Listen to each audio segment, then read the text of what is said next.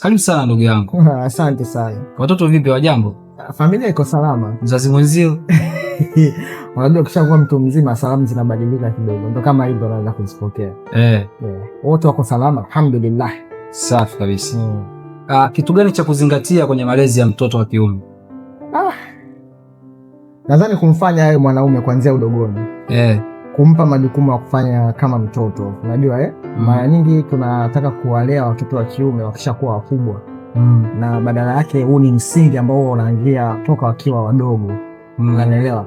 Mtoto wa kiume akiwa mdogo ukimuonyesha namna gani ya kufanya kazi, let's say kama nyumbani kwako una sehemu kidogo ya kauwanga, kumwambia ukote makopo, aweke sehemu salama, umeelewa Zile kazi fani hizi za kiume ambazo ziko kung'oa majani na mikono, yani unaanza kumfanya awe active mapema ili ajue kwamba yeye hatakiwi kukaa tu, inabidi afanye kazi akiwa yuko nyumbani. So it's very important kwa mtoto wa kiume kumpa kazi za kiume kuanzia udogoni. Safi kabisa. Kwa hali yetu ya uchumi na maisha yetu Dar es Salaam sasa hivi, ni kiasi gani inatakiwa mwanaume kumwachia mkewe nyumbani? Inategemea na kipato chako. Unajua tunajaribu kucomplicate sana maisha sasa hivi. Namna ambavyo muda utaendesha maisha yako na mimi natakiwa kuendesha maisha yangu kama wewe unavyoendesha. Which is wrong. Unajua mimi nitakupa mfano mdogo sana. Kuna mtu analipwa milioni 1 kwa mwezi. Anakaa nyumba nzuri, ana TV, ana radio, ana kitanda, ana maisha yake yanaendelea. Na kuna huyu mtu analipwa mshahara 100,000 tu, na yeye ana TV, ana radio, ana kitanda. Utofauti unakuwa kwenye vile vitu, thamani yake. Huyu mwingine ambaye analipwa 100,000 huenda vikawa vikawa si vizuri sana compared na yule ambaye analipwa milioni. Let's say huyu bado akawa na TV ya chogo ama TV yake so smart, unaelewa? Anaweza kaa na kile kitanda cha kawaida, lakini huyu atakuwa na bed sofa, kile kitanda labda cha 500,000 laki ngapi. Huyu vitu vyake vinakuwa kwa hali fulani hivi ya chini. So hiyo inaenda direct hata kwenye mapato na matumizi ya familia. Unaelewa? Ndio. Wewe unaweza kumwachia mke wako 20,000, huo ndio uwezo wako. Lakini mimi uwezo wangu kumwachia mke wangu labda ni shilingi 5,000 tu. Na pia inategemea na mazingira ambayo tunaishi. Kwa sababu wewe unakaa Masaki, utanunua nyanya supermarket labda package shilingi 5,000. Mimi nakaa zangu Manzese, nitapata nyanya kwa shilingi 300, nyanya zangu 2, maisha yataendelea. So inategemea na uchumi wa mtu. Lakini tukienda katika hali ya kawaida, kima cha chini cha dola 1 ya Tanzania walau isiwe chini ya 10,000 kwa wale ambao wako size ya kati. Lakini kama maisha yako tofauti, basi wewe mpo kutokana na uwezo wako. Uzuri mapenzi maelewano. Siku sina nielewe.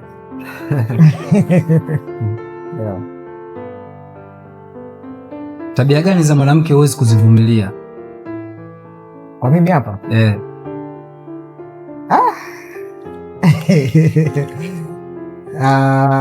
Nadhani kutokuwa na heshima. Wanaume tunapenda kuheshimiwa. Yani tutambulike nafasi zetu bila sisi wenyewe kusema kwamba mimi ni kichwa, hapana.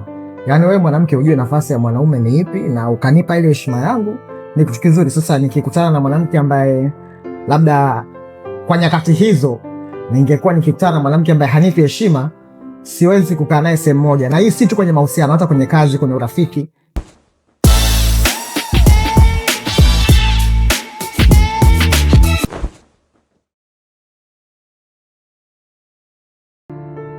Ni umri gani sahihi wa kijana kuanza kujitegemea? Nikifika miaka 18, anza kujitegemea. Kwa sababu sisi tumekuwa kwenye mazingira ya kuona let's say wakubwa zetu, baba zetu, mankos wetu huko, wenyewe wakiwa na miaka 18 tayari wameshaanza kutengeneza familia, si ndivyo? Kwa sisi kwetu utakuta mtu akiwa na miaka 18 let's say ndio bado yuko shuleni. Lakini ni umri mzuri pia kuanza kujitegemea. Ukiwa uko shule lazima utambue wewe unataka kuja kufanya nini. Ndio. Yani kama kijana lazima ujue ndoto yako ni ipi. Mimi nikiwa hapa sasa si motivation speaker. Lakini kiuhalisia wakati niko kidato cha 3, nilikuwa najua mimi nakuja kufanya nini.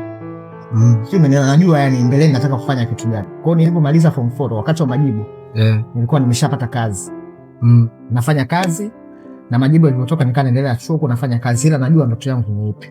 Kwa ile kazi nilifanya ili niweze kupata hela ya kujilipia ada ya chuo. Nilipomaliza chuo nikaacha kazi, nikapata kazi ya kile kitu ambacho nilikuwa nimekisomea. So kwa kijana umri wa miaka 18 ni umri sahihi sana wewe kuweza kutambua. Huenda usiende direct kwenye utafutaji wako wa maisha, lakini itakusaidia kujua unataka nini, yani ndio umri sahihi wewe kujichanganua unataka kufanya kitu gani. So ukishamaliza shule pale ndio uanze kukaa kuwaza unataka kuwa nani.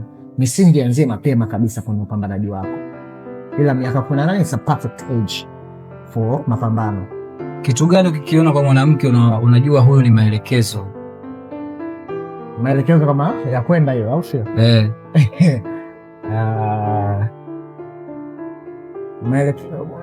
Ndo tunarudi pale, mwanamke tu anayejua misingi yake.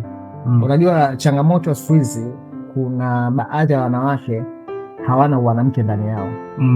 Sasa ukikutana nao wale unajua kabisa hapa uongo hapa, ila kuna namna mwanamke ukimwona unajua kabisa ni maelekezo. From the day unavyomuona, anavyoongea, anavyocheka, anavyotembea, anapofanya communications na watu, there's a lot of things ambazo ukiziangalia as a package to a woman unaona kabisa this is the right person maybe to me, and afu muonekano unakuja mbeleni, lakini tu ile namna ambapo anapokea watu unajua. Kuna baadhi ya wanawake hata ukikutana naye tu barabarani ukiambia mambo anakunyaga na kama vile unamtongoza. Sasa unajiuliza kwenye dunia hii, kwenye watu zaidi ya mamilioni na huko, ni kusalimia unahisi na kutongoza? No. Lakini kuna mwingine ukimsalimia anaipokea ile salama za kwako, hata kama ulikuwa hauna nia ya kusema kwamba huyu nimpe nafasi ama nimpe muda niongee naye, unaanza kumpa muda taratibu. So kuna namna tu ukimwona mwanamke, mapokezi yake, heshima yake, namna anavyoongea, anavyofanya vitu vyake, vinakufanya tu stick naye. Unamzungumziaje kijana mwenye urafiki na wanawake? Yaani kuna kijana yeye marafiki zake wengi ni wanawake tu. Nategemea katika ango lipi. Kama ni mfanya biashara na biashara zake zinahusisha wanawake, aendelee kuwa na urafiki nao. Na changamoto iko sehemu moja, ukiwa lese labda uko kwenye mahusiano committed, alafu una urafiki na wanawake, kidogo lazima ikuletee shida kwenye mahusiano yako. Na watu wengi wanakuwa na mahusiano na urafiki na wanawake kwa sababu mbalimbali, either workplace yake na ruhusu kuwa na wanawake wengi, umeelewa biashara anazozifanya, kazi anazozifanya. Lakini pia sawa, unaweza kuwa na rafiki mwanamke, lakini usisahau jinsia yako ya chini. Hilo ndio la msingi zaidi. Hivi ni sahihi mwanamke ambaye yupo kwenye mahusiano kuwa na urafiki na marafiki wa kiume? Mimi naona ni sawa. Kikubwa kama hawavuki mipaka yao. Kwa sababu dunia sasa hivi ambayo tupo, kuna maisha baada ya nyie kuwa na mahusiano. Sio, unanielewa? Yaani wewe huyu ambaye uko naye kwenye mahusiano pia na maisha yake binafsi ambayo anataka kuishi. Labda ni mfanya biashara au mambo mengine mengi tu. Kama heshima yake iko pale pale, anapoheshimu vizuri na hakuvunjia heshima wala hamna tatizo lolote baya, si kitu kibaya kuwa na ushikaji na wanaume, ila usio ule umepitiliza kusema kwamba mtatoka mtaenda club mtafanya hivi, no. Lakini kama ni ushikaji tu wa kawaida, mimi kwangu naona si tatizo. Kikubwa hawavuki mipaka, ni jambo la kawaida, tusikuze mambo. Afu pia tuache uoga wanaume, kwamba ukiona mwenza wako yuko na wasaji wengi wa kiume ile kwamba vipi imekuwaje na nini, naelewa tu maisha pia yanabadilika, lifestyles zinabadilika, maisha zamani tofauti na sasa. Mwache pia mwanamke wako apate uhuru wa kuexperience maisha katika levels tofauti, si tu kukaa na wewe. Pia huenda akikaa na wanaume anapata challenge zaidi na kukupatia idea zaidi za wewe kupambana kwenye maisha yenu. So it's well and good to me. Sasa utandawazi una athari gani kwenye mahusiano kwa upande wako?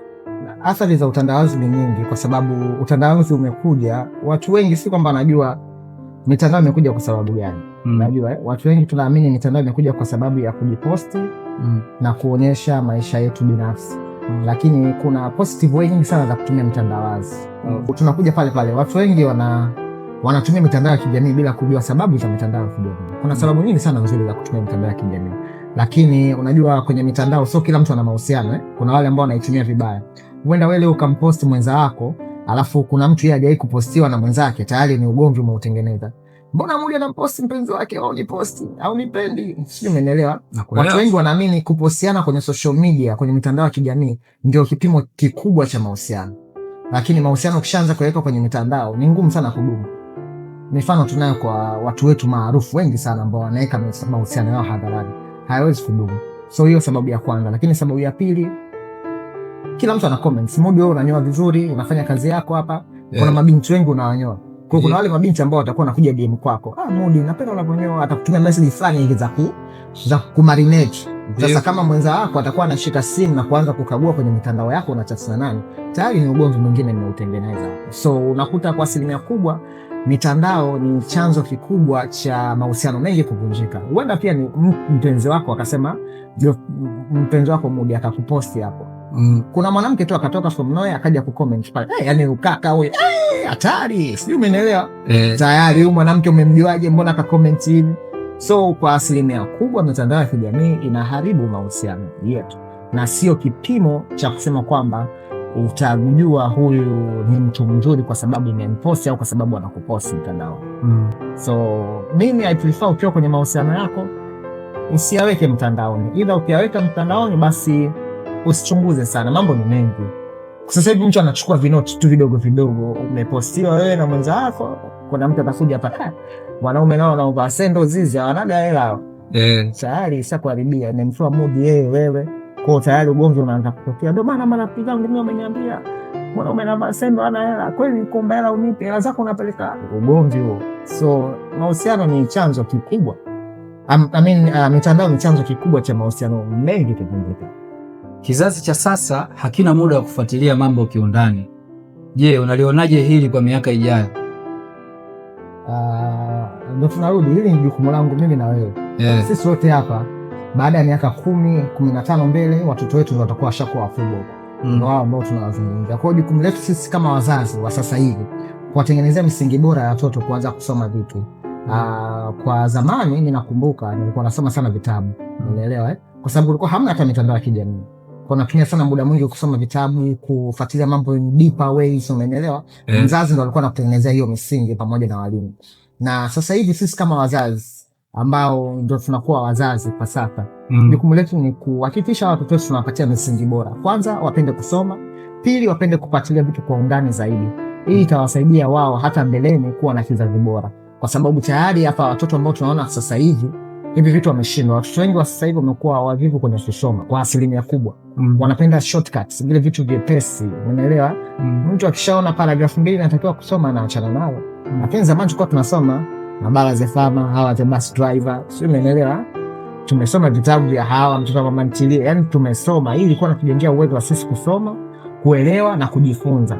So ni muhimu kwa sisi wazazi kupata muda wa kuwatengenezea watoto wetu kusoma, lakini pia kuwafundisha kuwasomea hadithi. Mkweli tuko busy sana na maisha, tunatafuta hela, lakini si mbaya kwa mwezi hata mara moja mara mbili ukakaa na mtoto wako ukamsomea kitabu cha hadithi, ukampigia hadithi, alafu ukamuuliza amejifunza nini.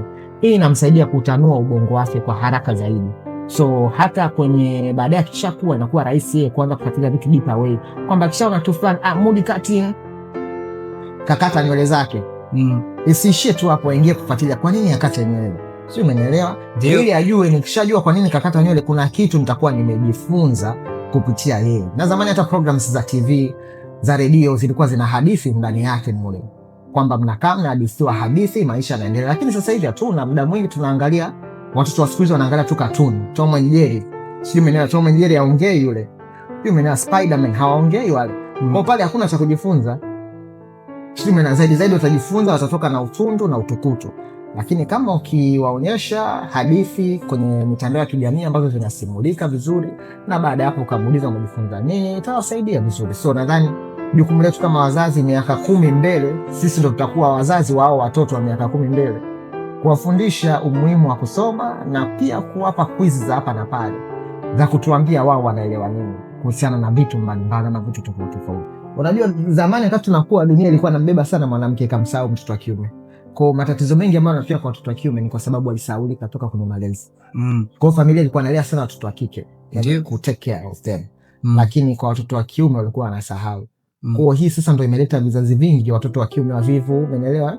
Kwa sababu mtoto anakuwa kwenye mazingira ambayo yeye hela nauli, hela tuition anapewa na mama. Kwa hiyo anaamini kwamba mama ndio provider. Ijapokuwa anamuona baba anaenda kazini, lakini hajawahi ku experience baba kumpatia hela. Sio, umeelewa? Nakuelewa. Kwa ile imemtengenezea mfumo wa kuamini kwamba okay, kumbe mama ndo anayetoa hela, si baba. Umeelewa? Kwa ile changamoto mtoto wa kiume sasa kishakuwa anapokuwa kwenye mahusiano, na maana sasa hivi vijana wengi wanapenda wapewe hela na wapenzi wao au mawalelewe kwa lugha rahisi. Ni kwa sababu amekuwa kwenye mazingira ya kuona mwanamke ndo anampa hela ambaye ni mama yake. Kwa hata ile kwenye mahusiano hawezi kushtuka kwamba kwa nini nitafute? Mbona mama alikuwa ananipa mimi? Baba hakuwahi kunipa. Kwa hiyo anaamini kwamba baba hakuwa na kipato. So same to sasa hivi. Vijana wanapenda kulelewa kwa sababu mfumo ulikuwa unamuonyesha mwanamke ndo anaprovide. Kwa hata nyie ndugu zanguni hapa na watoto, hakikisheni hela unampatia mtoto mwenyewe. Kama ni ada unamwambia hii nimenipa ada, sasa wewe wako. Pia uzungumze na mama, amtengeneze mtoto wake kuamini kwamba baba ndo kuprovide.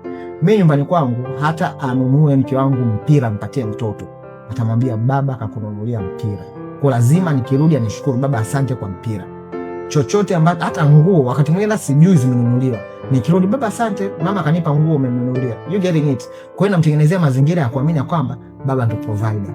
So it's very important na nyinyi mtengeneze elimu kweli, ili iweze kumjenga mtoto wako baadaye asije akawa tegemezi kwa mwanamke. Safi kabisa. Na hii watu wanashindwa kutofautisha kati ya huduma na malezi kwa watoto. Wewe unaweza ukatuchambuliaje? Huduma na malezi ni sawasawa na baba mzazi na baba mlezi. Huduma ni kuprovide vitu husika vya mtoto. Utamnunulia toys, utamnunulia baiskeli, hizi ndo toys zenyewe, utalipa ada, hizo ni huduma. Lakini malezi ni muda wa wewe na mtoto wako kuzungumza. Watoto wanajifunza zaidi kwa vile wanavyoviona, sio wanavyoambiwa.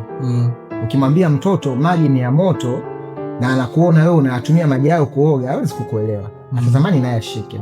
Lakini kama wewe ukimwambia haya maji ya moto yaguswi na wewe mwenyewe ukaa huyagusi kweli, tayari umeshampa malezi, funzo. So huduma na malezi zinatofautiana hapo. Vijana wengi wa siku hizi tumekuwa baba wa kutoa huduma, na sio kwenye malezi. Yaani muda mwingi tunaamini sisi watoto wetu wanunulie nguo, tupige naye picha, tupost my big boy. Lakini kushiriki kwenye kumtengeneza huyu aje kuwa big boy kweli, kwa hayo malezi ndio yanakosekana. So malezi ni kuanzia namna ambavyo unamtengeneza mtoto wako, kuanzia anavyozungumza, anavyocheza na watoto wenzie, namna elimu unayompa, muda unaompatia mtoto wako wa kucheza naye. Mtoto wa kiume, wewe mwanaume, chezeni mpira pamoja. Mimi sio shabiki wa mpira, sipendi mpira, lakini nyumbani kwangu nacheza mpira kwa sababu ya mtoto. Unaelewa? Yani sio kitu ambacho nakipenda, but I have to do that. Mimi sio mpenzi wa kuangalia katuni kabisa, lakini kuna muda inabidi niakae niangalie katuni alafu tuanze kuhadisiana sasa na mwanangu. Sasa kiboko. Ama tuangalie mpira alafu tuanze kuhadisiana.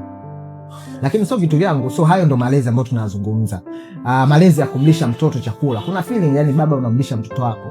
Kuna feeling ya baba unampeleka shule mtoto wako. Sio kila siku apeleke na dada ama na mtu mwingine. Siku moja ya malezi shiriki wewe. Mwanangu hebu ngoja kwanza nikutolee kitu cha ugali hapo. Sio, unanielewa? Aamini ya kwamba kumbe mwanaume anaweza kaingia jikoni akasonga ugali na tukala. Lakini sasa kama hivi vyote havifanyiki, uvifanye kwenye malezi ya mtoto wako, akikuwa mkubwa atakwambia swala kuingia jikoni ni mwanamke huyo. Lakini buda, kati ya mwanamke na mwanaume anayepika chakula kitamu ni mwanaume.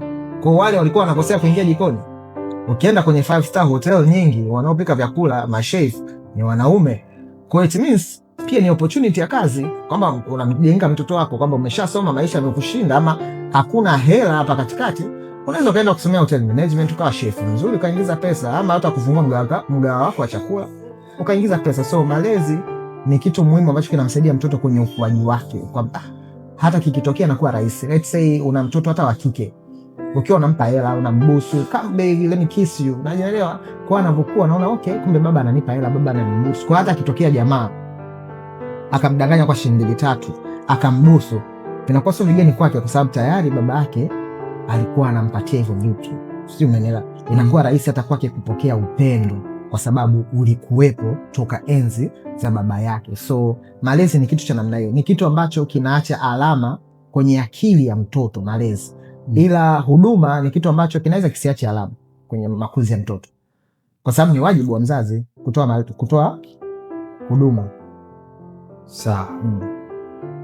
Sasa hivi kumekuwa kuna wimbi kubwa la wanawake wanalalamika kwamba wanateseka kwenye mahusiano na wanaume tumekuwa changamoto kubwa. Wewe unahisi ni kwa nini? Ndio tunakuja pale kwenye malezi. Wanaume wengi tungepata malezi mazuri kwa wazazi wetu wakati tunakuwa. Sio, umeelewa?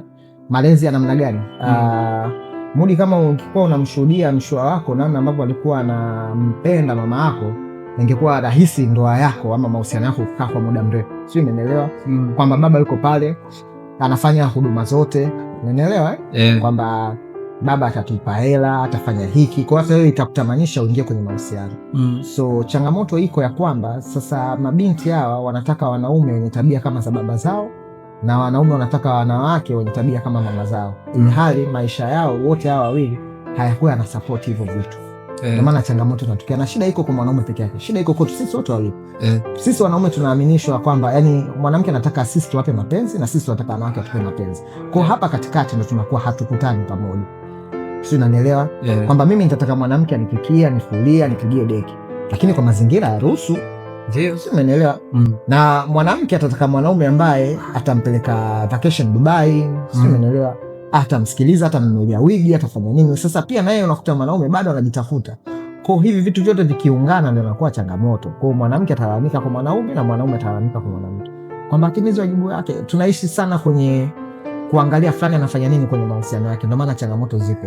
Lakini kiuhalisia ukitaka mwanamume sahihi, kwa hiyo mwanamke unamjua huyu ni mtu sahihi, na wewe mwanaume ukitaka mwanamke sahihi unamjua. Shida ni kwamba tuko pale tunaamini kwamba huyu na changamoto zake atabadilika, na kubadilika sio kwa kila mtu. Wewe angalia yule ambaye unahisi anakuridhisha, mtengeneze. Hakuna mkamilifu, kuna vitu Mudi huenda kwa wanavyo, lakini ukiwa kwenye mahusiano na mwanamke na akaona hivi vitu sivipendi, anaweza kukubadilisha na ukabadilika. So nadhani ni swala la kujengana. Hakuna mtu mbaya wa kusema kwamba hafai kuwa kwenye mahusiano. Ni vile tu nyie wawili mmekubaliana vipi. Ukiona huyu ana changamoto zake, solve changamoto zake, muendelee na maisha. Huwezi kupata perfect siku zote, nawaambia gani. Hakuna mwanaume perfect wala hakuna mwanamke perfect. Mchukue mwenye changamoto, mtengeneze awe bora. Basi. Wanalia pia kwamba wanawatengenezaga watu, lakini wakishafanikiwa wanawatupa. Sasa hapo inategemea wewe ndio ulikuwa unapambana kumtengeneza mwenzio akatengenezeka, na yeye alipokuwa anakutengeneza ulitengenezeka. Yaani sio tu kwa mbona nisitaki uvae swali za michano alafu wewe unavaa vimini. No, that's wrong. Unaponikataza hiki na mimi kukataza hiki, tuongee lugha moja. Shida ndio iko hapo. Mimi yule jamani nimemtengeneza alafu mwisho wa siku kanikimbia. Hapana. Kuna sehemu ulicheza vibaya. Na pia tukumbuke, wanasema tenda wema uende zako. Huenda wakati mwingine utumika kama daraja kwa ajili ya mtu mwingine. Kwa hiyo utakiwa kuumia, angalia anayekuja mtengeneze pia. Huenda wewe ndio ukawa sehemu ya kutengeneza watu bora zaidi. Hiyo nzuri na nguvu hiyo. Haki shirikishi kwenye mahusiano ni zipi ambazo kila mmoja ni wajibu wake kwa mwenzie? Haki shirikishi kwenye mahusiano ziko nyingi sana. Unaelewa? Zamani tamaduni zilikuwa hazimruhusu mwanamke kutoa mawazo ama mchango yake tofauti juu ya maisha na vitu kama hivyo. Lakini sasa hivi haki shirikishi tunapozungumzia kwenye mahusiano, let's say kwa sisi wanaume, labda umekutana na kiwanja kikali, ukasema hichi kiwanja labda kiko Goba, kiko hapa nataka kununua. Ukamshirikisha tu mwenzi, baby nimekutana na kiwanja Goba hapa, unaonaje tuchukue? Mume wangu tuchukue. Tayari pale ushamshirikisha, ile ni haki yake, kwa sababu uende kuishi wewe. Unajua anaenda kuishi mwanamke. Let's say hata unatafuta nyumba. Babe kuna nyumba nimeipata, hebu angalia kabla sijalipia, umeipitisha? Hizo ndo haki shirikishi ambazo tunazungumzia hapo. Let's say kwenye kutafuta shule, yani vile vitu ambavyo kabla hujafanya maamuzi kama mwanaume unamshirikisha mwenza wako, hata kama si vitu vyake, lakini uonyeshe kwamba umemzingatia. Hizo ndo haki shirikishi ambazo tunasema muda mwingi, na hizi zikosekana kwenye mahusiano, huwa mahusiano yanaweza yasidumu kiuhalisia kabisa, kwa sababu mtu atakuwa anasema kila kitu anafanya mwenyewe. Mimi nishirikishi kwenye chochote, yule si wa nyumba, si wa gari, mimi sijui, nakutana navyo tu surprise, tayari anaona kwamba yeye afanyaje, afai pale. Na huo ni mfano mzuri, hata wewe tu Mudi unaweza ukautumia. Imagine wewe unakuta mke wako kila kitu anaamua yeye kukifanya. Vipi, uko wapi? Niko Magomeni. Niko Magomeni, ngoja niambia. Sio, umeelewa? So mara moja soma, unaona kabisa huyu mbona kama vile anipe heshima yangu. Kwa hiyo ukishaona wewe mwenyewe kama hichi kitu kinaniumiza, pia mwanamke ni mwanadamu na ana moyo mdhaifu kwa kweli, kwa nini na yeye asiumie? So haki shirikishi, it is a very important when it comes to kwenye mahusiano. Wazazi ama ndugu wana nafasi gani ya kuamulia ugomvi wa mahusiano yako au wa mahusiano? Kwa kikawaida hawatakiwi kuwa na nafasi yoyote, kwa sababu unaposema mzazi tunafupisha ule ni mke na mume. Ndio babako na mamako. Wale ni mke na mume. Ni sawa sawa na wewe na mwenza wako, si ndivyo? Kwa changamoto ambazo unafanya nazo wewe, huenda hata wao ama ndugu yako yote ashawahi kukutana nazo. Kwa hiyo kwa upande wangu mimi nadhani ukishaingiza mambo ya wazazi kutatua matatizo, ndoa yako haiwezi kudumu. Kwa sababu hakuna mama ambaye anatamani kuona mtoto wake wa kiume anapitia changamoto kwenye ndoa yake. That goes to mwanamke pia. Hakuna mzazi wa mwanamke ambaye anatamani kuona mtoto wake anaolewa na mwanaume ambaye hana adabu. Kwa kadiri unapeleka matatizo yenu yanatengeneza chuki baina yenu. Kwa hata kama nyie mtasolve matatizo yenu, bado wale ndugu watakuwa hawana heshima na ule mtu, kwa sababu wanaamini ya kwamba yeye ni sababu ya dada yao ama kaka yao kukosa furaha kwenye mahusiano yao. So hawana nafasi, zaidi watakuja kuharibu mahusiano yako. Na wewe kadiri unavyopost picha na mwenza wako mnakula bata, wenyewe wanasikitika kwamba yani hao wanapost tu picha lakini ndoa yao ngumu, wiki 2 hapa aziisha. Sasa hivi wanaleta kesi. So nahisi haina zaidi ninawakosesha tu ndugu jamaa na marafiki amani ya moyo wao, kwa sababu wanawaonea huruma nyie. Alafu nyie mkishasolve matatizo yenu, wale ndio wanaonekana wanawafai, kumbe tatizo liko kwenu nyinyi, hamkutumia akili. Matatizo ya mahusiano yanasolviwa na nyinyi wenyewe. Mkiona mmeshindwa kusolve matatizo yenu, achaneni. Safi kabisa. Usisumbue watu. Fanya jarudi sasa, mimi nifanyeje? Sio, unanielewa? Sijui ajacha hela kula, tafuta wewe. Yaani ukishaona kuna vitu haviwezi kubadilishika kwenye mahusiano yako, huna haja ya kupoteza muda. Hata utakiwa kumvumilia mtu uko naye kwenye mahusiano ana changamoto. Yeti sio unakubali kuolewa naye ama kumwoa ukiamini kwamba atabadilika kwenye ndoa. Huo ni uongo mzee. Kuna kupoteza muda na kuvumilia. Yani tusichanganye hivi vitu viwili. Yani wewe kama unaolewa na mtu ambaye anakupa stress, kubali kulia kwenye maisha yako, usitegemee siku utacheka. Sasa ukishaona ucheki unaanza kutulalamikia sisi. Ukuona ya mambo wakati mko kwenye mahusiano tu kawaida kabla ya ndoa. Bana, tumemaliza engo yetu. Nadhani mmepata cha kujifunza. Karibuni sana kwenye engo. Tutaonana wakati mwingine, tuko na Anderson. Kaka, unaweza kuwaaga? Asanteni sana, msisahau kusubscribe and kulike na kushare na kucomment, na mtuambie hapo chini ni nani ambaye mnatamani kumuona kwenye engo ili next time aweze kuwepo. It is a pleasure having you. You having me here. It is a pleasure. Thank you very much. Until next time. Hello.